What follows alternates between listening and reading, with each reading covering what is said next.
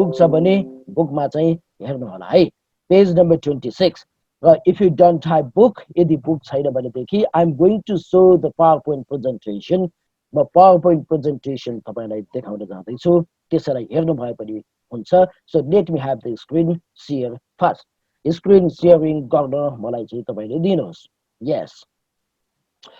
all right, on your screen, you have seen something understanding and interpretation from your book. It is from page number 26. Page number 26 बाट हामीले यो क्वेशनको आन्सरहरु हामी गर्दै छौं है ल so understanding and interpretation यो पोएमलाई चाहिँ बुझ्ने केही टेक्निक्सहरुको बारेमा we want to discuss here. The first question is explain the title of the poem. यो पोएमको टाइटललाई तपाईले एक्सप्लेन गर्न पर्ने भयो so what is the title here title is the lamentation of the world pensioner the lamentation of the world pensioner so what does it mean यसको अर्थ के होला त so please look it here यहाँ तपाईले चाहिँ हेर्नुहोस् I have written something here on the screen.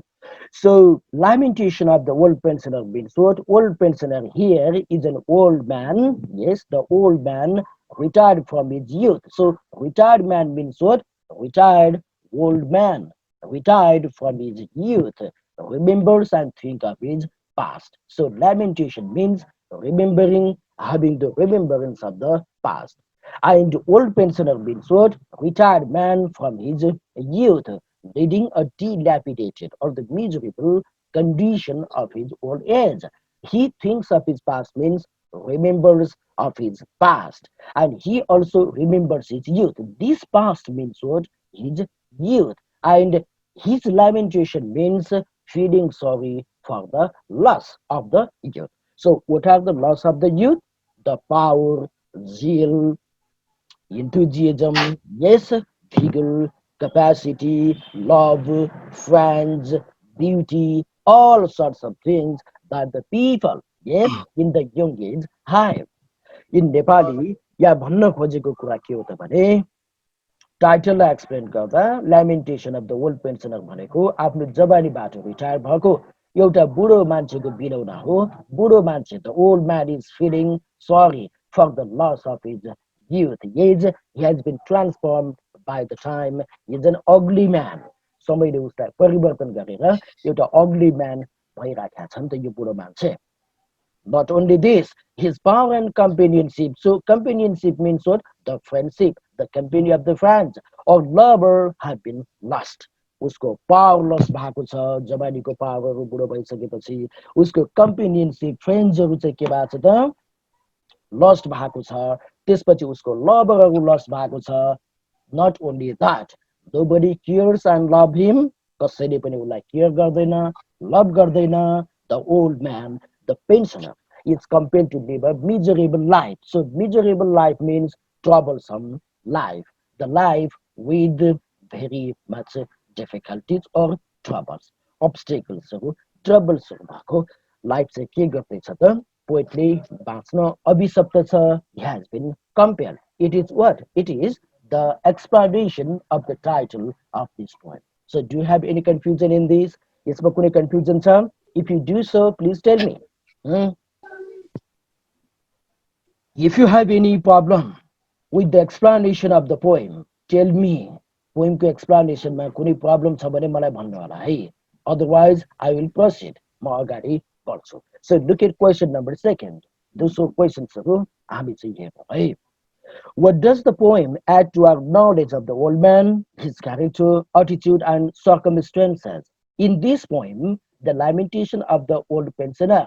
what do you know something about the old man his condition उसको condition को बारेमा old man को बारेमा हाम्रो knowledge after reading this poem what do you know not only this what do you think of his character what do you think of his attitude means the point of view and what do you think about his circumstances circumstances means the condition in Nepali यो क्वेशनले भन्न खोजेको कुरा के हो त भने poem पढिसकेपछि बुढो मान्छेको बारेमा हाम्रो अन्डरस्ट्यान्डिङ कस्तो हुन्छ हाम्रो अन्डरस्ट्यान्डिङ उसको क्यारेक्टर कस्तो हो भन्ने बारेमा कस्तो छ उसको एटिट्युड के छ भन्ने बारेमा हामीले के बुझ्छौँ र त्यो बुढो मान्छे यस ओल्ड पेन्सनर ओल्ड म्यान कुन सर्कमस्टेन्समा छ भन्ने तपाईँलाई लाग्छ सो फर्स्ट ओल्ड म्यानको क्यारेक्टर हामी चाहिँ डिस्क्राइब गरौँ So, what type of character is he here in this poem? He is old man, dissatisfied person with his old age. So, उसको character ऊ एउटा पात्र ऊ एउटा पर्सन कस्तो कन्डिसनमा छ कस्तो क्यारेक्टर छ त भने उसको he is a person fully yes fully with anger with the time समयसित पुरा रिसाएको एउटा क्यारेक्टर छ so why does he have such type of anger because he is quite dissatisfied with his present age the old age आफ्नो बुढौलीसित ऊ ज्यादा देखेर dissatisfied छ नि त यो पोइट केसँग डिससेटिस्फाइड भएको हो आफ्नो ओल्ड एजसित डिससेटिस्फाइड भएको हो र उसलाई ओल्ड कसले बनाएको हो त it is the time that transfigured him into an old man. So he becomes angry with the time and spits onto its face. यसको मुखमा पनि के गर्छ त समय पापी समय होइन तैँले मलाई चेन्ज गराइदिइस् मेरो जवानीको सबै चिज के त लुटाइदिइस् त्यो भएर I want to spit into your face so you are my enemy. The poet recognizes time is his enemy. This is the thing. This is the character. Angry man को क्यारेक्टर छ डिससेटिस्फ्याक्सनलाई बोकिराखेको एउटा बुढो मान्छेको character we do find here in this poem. The first thing, it's all about one man's character. The next one, we do have attitude here. What is the attitude or viewpoint of the old man here in this poem? The attitude is the angry attitude here. So this angry attitude he casts upon time. Time is the cruel thing that has invincible power, indomitable power. Time can't be defeated. It is the most powerful thing in the world. Everybody has to bow in front of time. समयसँग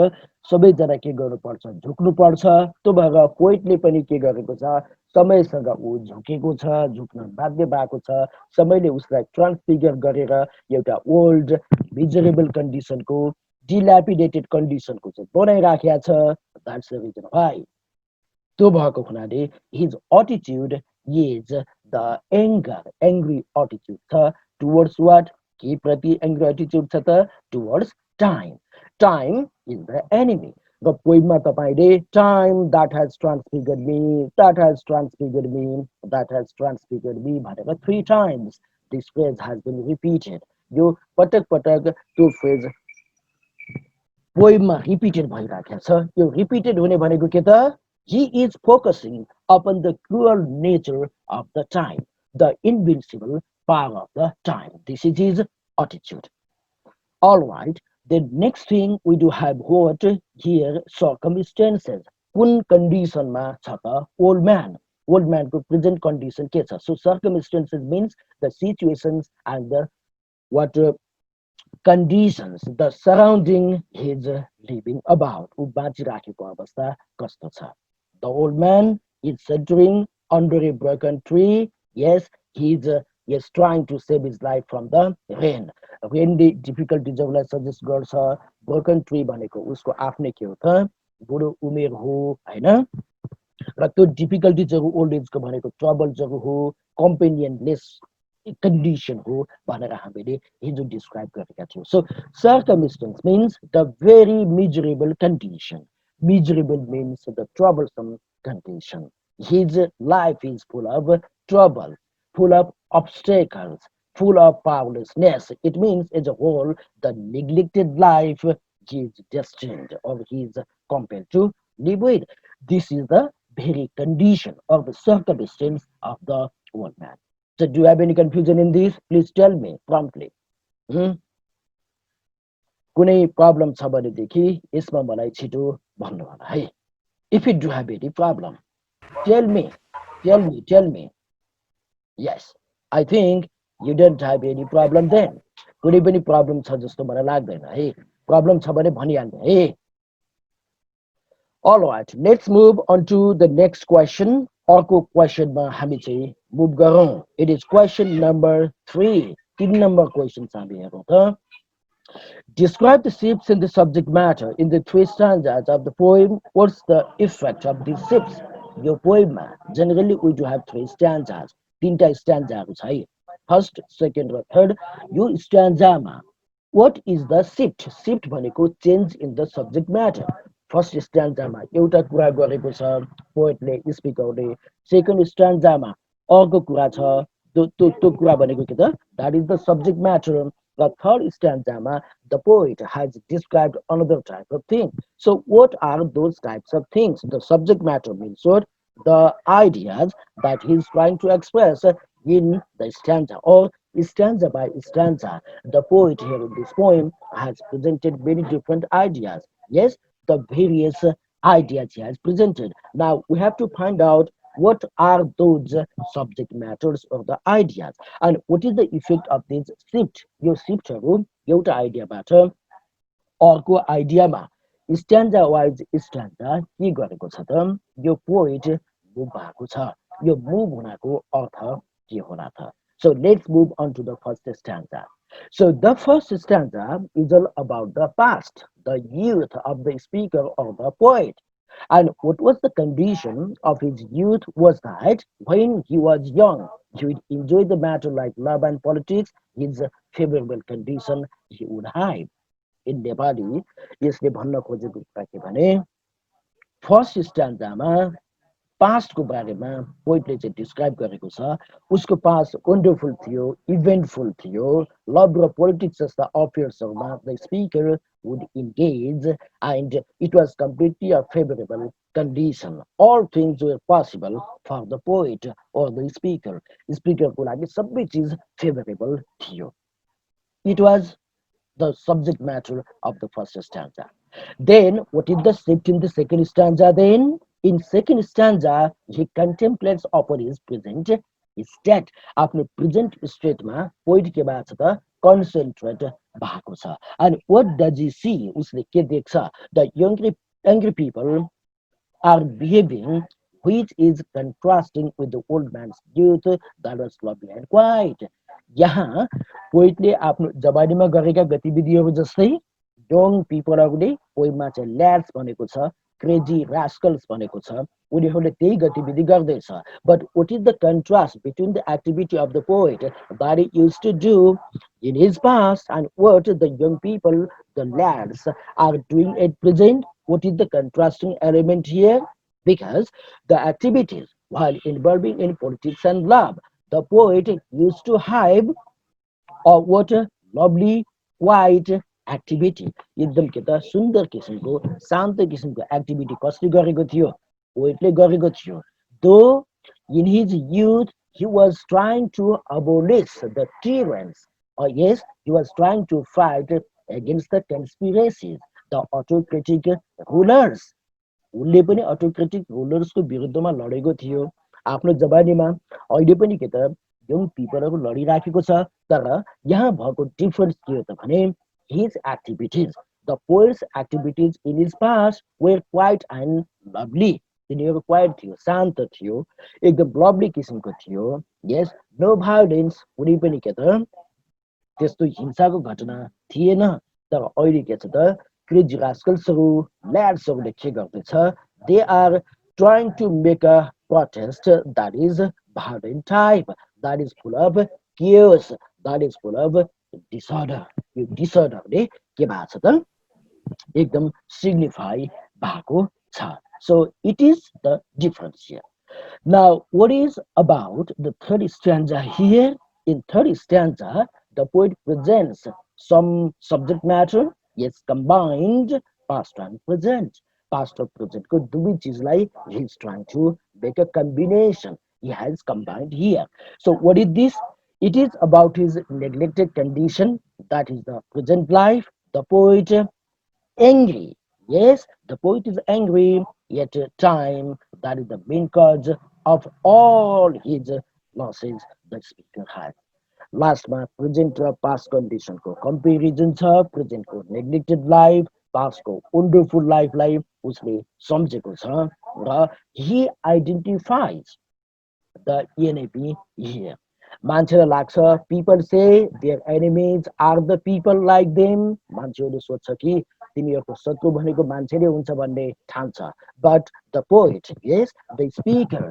is quite philosophical here ऊ बढी दार्शनिक भएको छ he does not identify anybody yes yes a cruel enemy of him but instead he identifies time that has the invincible power it is enemy in Nepali या भन्न खोजेको कुरा के त भने जेनेरली मान्छेहरूले आफ्नो शत्रु भनेर कसलाई ठान्छ मान्छेहरूलाई नै ठान्छ कुनै पशुलाई ठान्दैन हैन कुनै निर्जीव चिजलाई चाहिँ शत्रुको रूपमा ठान्दैन तर पोइट यो लाइनमा अर्थात् यो स्ट्यान्जामा बढी फिलोसफिकल बनेको छ र उसले के भन्छ त भने जीवनमा मान्छेको जीवनमा कोही शत्रु छ भनेदेखि त्यो शत्रु को हो टाइम हो नि त यो त कसैले इमेजिन गरे भन्दा बाहिरको कुरा पोइटले यहाँ प्रेजेन्ट गरेको छ किन यो टाइमलाई चाहिँ शत्रु ठानेको हो त टाइमसित सबैजना we have to go in front of the face of time time has the invincible power indomitable power we can't defeat the power of time र time transfigures everybody like the poet has been transformed from his youth to an old man this is the thing the poet is trying to deliver here these are the subject matters and the shift we can find in the poem मा हामी find गर्छौँ है परिवर्तन आउने जाने भइराखेको छ है इन्टरनेटको प्रब्लम हो कि के हो ल अरु हेरौँ है अब टाइम सकिहाल्छ just 10 minutes left. Then next one we do have here summarize the poem in one sentence. एक sentence मा यो पोएमलाई चाहिँ summarize गरे भनेको it is quite simple. The poem presents poet's reminiscences of his youth and feels pain while looking at his present condition and he makes contrast between his past and present. His past means the youth and present means what? His miserable condition, the world. Yes, that's all. Let's move on to style and rhetorics. Question number 1. Explain the significance of the refrain in the poem. So it is a highly important question. Hey, it's an important question. Oh. Your poem, we do find the refrain and what is its importance. The significance means importance. यहाँ पोएममा भएको एउटा refrain छ त्यो रिफ्रेनको importance के होला first of all you have to know something about refrain what is a refrain so let's have a look here it is refrain refrain means it's a word phrase or even a sentence that is frequently repeated in the poem पोएममा पटक पटक repeat हुने एउटा शब्द हुन सक्छ एउटा phrase हुन सक्छ ओरिजिनलको कम्बिनेसन अनि सँगसँगै एउटा टोटल सेन्टेन्स हुन सक्छ र यसको नेचर कस्तो हुन्छ त भने a refrain is usually repeated at the end of the stanza कुनै कविताको लास्टमा स्ट्यान्जामा यो रिपिटेड भइराखेको हुन्छ एउटै वर्ड एउटै सेन्टेन्स एउटै phrase in a poem if it gets repeated time and again yes generally at the end of each stanza that is called refrain यसलाई हामी refrain भन्छौँ त्यसो भने what is the refrain here in this poem यो पोइममा त्यस्तो repeated phrase पटक पटक repeat भएको त्यस्तो फ्रेज सेन्टेन्स वर्ड के छ त let me show you it is the phrase that has transfigured me first stanza को last मा पनि तपाई देख्न सक्नुहुन्छ yes all time transfigured me second stanza मा that has transfigured me and at the end of third stanza it has been mentioned here that has transfigured me yes so this phrase that has transfigured me is the refrain here the repeated phrase here is in this poem र यो रिफ्रेनको significance के हो त what is the significance of this refrain पटक पटक time that has transfigured me time that has transfigured me time that has transfigured me the poet has articulated here has spoken here like this way so why he's trying to deliver the message this type of message here is to message उसले किन यहाँ चाहिँ deliver गरेको हो त this refrain establishes the meter of the poem एउटा त poem भनेको रिदम हुन्छ मेलोडी हुन्छ पोइम म्युजिकल हुन्छ एउटा यसको काम भनेको यसले के गर्छ त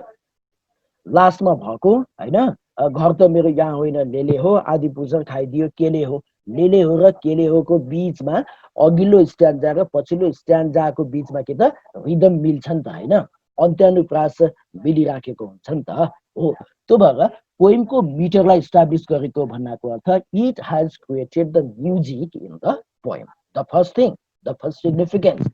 एन्ड नेक्स्ट सिग्निफिकेन्स के हो त भने it indicates the tone of the poem so tone means speaker attitude and it establishes the atmosphere of the poem. पोइमको एटमोस्फियर कस्तो छ पोइममा पोइटले एक्सप्रेस गरेको उसको टोन के छ एटिट्युड के छ भन्ने जनाउँछ अब हेरौँ time that has transfigured me if the poet has said this statement what does it mean it is the time that changed me into an old man from my youth yes भन्नाको earth it shows the anger the tone of this poem is with is something that has to do with the anger angry mood of the poet त्यो भएको हुनाले के त angry टोनलाई स्पिकरको एटिट्युडलाई यसले present गरेको छ the refrain here indicates the bitterness and anger throughout the whole poem यो पुरा पोएममा प्रत्येक स्ट्यान्जाको लास्टमा यही फ्रेजलाई रिपिट गर्नु भनेको के पोइमभरि बिटरनेस भनेको तितोपना स्विट इन्भाइरोमेन्ट यहाँ छैन सेटिस्फ्याक्सन छैन डिससेटिस्फ्याक्सन छ त्यो सँगसँगै एङ्गरलाई पोएटले एक्सप्रेस गरिराखेको छ थ्री थिङ्स है पहिलो to establish the metre of the poem अर्को to establish the tone of the poem अर्को भनेको to deliver the poet's message about something about the bitterness and anger towards time. This is the main theme of this poem. So it is the significance of the refrain here. Let's move on to next question. Question number 2, style and rhetorics. What is the tone of the poem? Yo poema. Poet ko tone कस्तो छ tone भनेको त attitude हो भनेर हामीले अघि नै यहाँ भनेको छु हैन यो पोइममा पोइटको टोन तपाईले कस्तो फाइन्ड आउट गर्न सक्नुहुन्छ complacency this complacency means satisfaction poet satisfied भएको छ कि यहाँ रेजिग्नेसन भनेको उसले एक्सेप्ट गरेको छ कि आफ्नो कन्डिसनलाई और उसले यहाँ रेज भनेको एङ्गर आफ्नो एङ्गर प्रेजेन्ट गरेको छ so what do you think tone means first of all the speaker's attitude towards the subject matter being discussed in the poem पोइममा डिस्कस भएको सब्जेक्ट म्याटरलाई हामी टोन भनेर भन्छौँ त्यसो भने यहाँको सब्जेक्ट म्याटर कस्तो छ पोइट सेटिस्फाइड भएको तपाईँ फाइन्ड आउट गर्नुहुन्छ कि पोइटले चाहिँ सबै कन्डिसनलाई चाहिँ एक्सेप्ट गरेको चाहिँ तपाईँ फाइन्ड आउट गर्नुहुन्छ कि पोइटले यहाँ रिसलाई व्यक्त गरेको पाउनुहुन्छ त है यो टोन भनेको it's also the viewpoint of the poet and in this poem the speaker here does not show any satisfaction ऊ सेटिस्फाइड छैन आफ्नो बुढेलीप्रति सेटिस्फाइड छैन he is dissatisfied with his old age तो भएर यो satisfaction complacency भएन likewise he is not ready to accept the anything quietly आफ्नो बुढेली उमेरको कुनै पनि चिजलाई स्वीकार गर्न ऊ के त तयार छैन किन त he is angry with his old age that's the reason why it is not the resignation or the acceptance but with the anger he happens to spit on time's face so the tone is certainly the rage र सबैको मुखमा चाहिँ उसले थुक्या छ नि त थुक्छु भन्छ नि त यो केले हो त what happens this what creates this it is the only anger that makes the poet yes that makes the poet to show his strong hatred towards time that is the true enemy in his life so यो के हो त पोइमको tone भनेको it is the rage here it is the anger here ल त्यसो भने यहाँ दुईटा क्वेशन्सहरु छ डिस्कसनमा so this questions are for you तपाईको लागि त्यो क्वेशन्सहरु हो तपाईले क्लास वर्कमा सबमिट गरिसकेपछि मैले के गर्छु त I will give you the answer of those questions it is free writing you have to write essays write a paragraph on old man remembers एउटा बुढो मान्छेले सम्झिन्छ भन्ने शीर्षकमा एउटा एसे तपाईले देख्नु होला त्यो सँगसँगै number B write it is not wrote it is write an essay on youth and age जवानी र बुढौलीको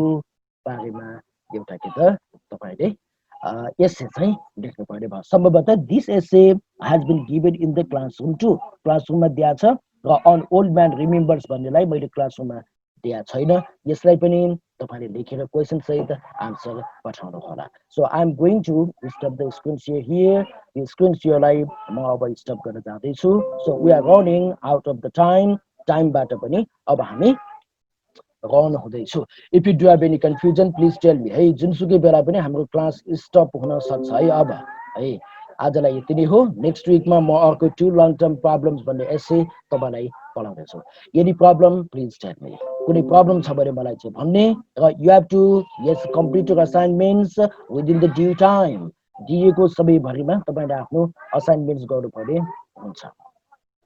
यदि प्रब्लम कुनै प्रब्लम छ